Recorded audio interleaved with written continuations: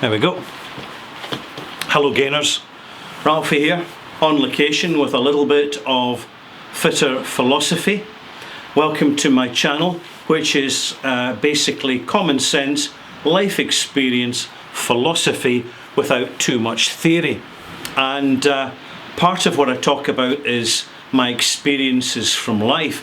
I share my experiences with you so that perhaps your experiences will be a little bit more informed and a little bit more perspectived from others around us, because there's so much in life that we don't talk about, we don't converse about, because we're too busy conversing with social media, whether it be Instagram, Facebook, Twitter, or wherever. And often the old-fashioned conversations that people still occasionally have in public bars, and when you're surrounded by good friends, they tend to be thinner on the ground. There's few of these conversations happening, and they can be very valuable because sharing our experience with others helps them understand and adapt and even be empowered to adjust their own experiences for a better life. And what I'm going to talk about is dental fillings. Not a fashionable topic of conversation, but when I was young, just a kid, I was taken to the dentist, much against my will, as you can imagine, and given a number of metal fillings. They were called silver fillings. And of course, as a kid, we don't give it any second thought. It's something we just don't think about. You know, it's a very uncomfortable experience. We're glad when the anaesthetic wears off, if we get one, and then we can get back to eating sweeties. But as time's gone on, I stopped getting metal fillings because I didn't need them. And one reason I didn't need them is because dentists and the dental industry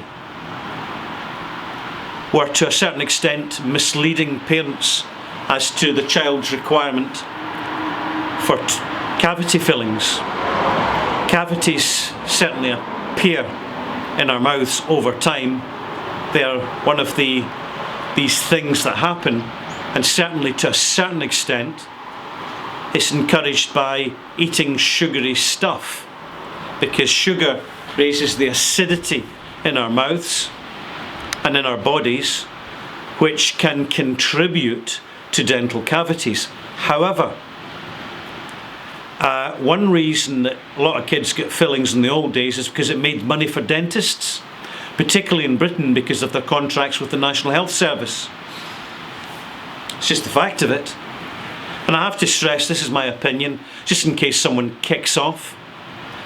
And things haven't changed. Everybody's got their living to make, and that includes dentists, who provide a very valuable service to the community, and often they're not particularly thanked for it, and therefore they deserve the money that they get.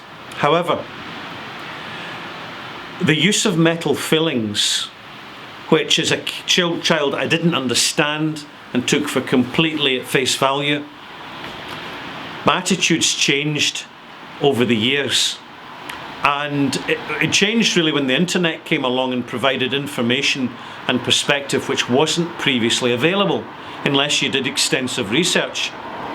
And this is when I discovered that metal fillings, amalgam fillings as they're sometimes called, or silver fillings, are about 2% silver, about 48 odd percent zinc, and the remainder is made up of mercury. Now, mercury is the only liquid metal on the planet which is liquid in its natural state. Of course, it will go solid if it's frozen, but in the ambient temperatures around the planet, it tends to be liquid. And it also has another property. It's one of the most toxic substances known to humans and to affect humans. And it's well recorded that people who have consumed too much tuna fish, which tend to accumulate a lot of mercury out seawater, suffer symptoms of mercury poisoning. And The Tale of the Mad Hatter, as written by Lewis Carroll, involves this hatter, this hat maker, who's a little bit mentally unstable, and this is based on fact, because liquid mercury was used for the seasoning and shaping of hats with hat makers. And as they heated the mercury to make it easier to work with, the vapours were inhaled by the hat makers, and it caused mental health issues, serious, and eventually it killed some of them.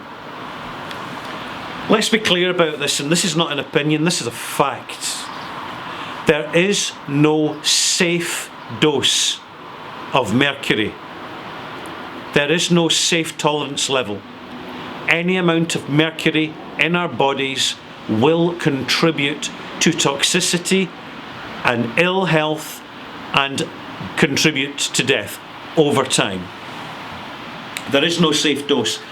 And the largest amount of mercury that we have in our mouths are in our mouths. And that is the mercury that's used, making up about 50% of our amalgam fillings. These style of fillings are now banned in Sweden, but they are still routinely used elsewhere because they are effective and they're cheap.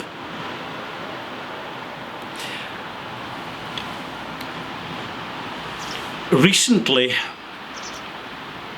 as I was doing a kind of personal health overhaul, I re-examined the fact that occasionally I've had mouth ulcers, which have been periodic and caused around about the time that I tend to get an itching sensation around my gums. They tend to flare up. Even when I'm brushing my teeth, my gums were bleeding. They're not bleeding now. And I had this feeling of heat and intensity and discomfort and dryness in my mouth. And it was frequently accompanied by an irritated throat. So I had all 6 of my amalgam fillings removed and replaced with white glass bead resin fillings, modern fillings, which are just as effective no matter what anybody tells you. I haven't had a problem. In fact, my problems have gone away. It's taken a while. There's no immediate difference, no immediate change. But I can say that after a year of having my metal fillings removed, I can honestly say I am feeling fresher. And importantly, my gums don't bleed when I brush my teeth. And I don't have that hot sensation now and again in my mouth. And I don't have an irritated, dry throat, which occasionally leads to a hacking cough. Brain fog is less. That's another thing that I didn't quite expect. And bear in mind that mercury is neurologically toxic. It impacts the brain directly. It's very neurotoxic. And essentially, I have probably removed, in the space of just a couple of months, getting 2 fillings removed and changed at a time, 90% of one of the most deadly toxins known to man, known to the human race, mercury, from my body. And is there a psychological benefit? Yeah, there is. I feel that I've tipped the odds of survival and quality of survival in the future in my favour. And so this is my personal take on it. This is my personal experience, and I'm sharing it with you because I don't know what your situation is. And you may be in a position of having metal fillings. You may be wondering about it. You may be just aware of the discomfort that can be caused by them, in my opinion.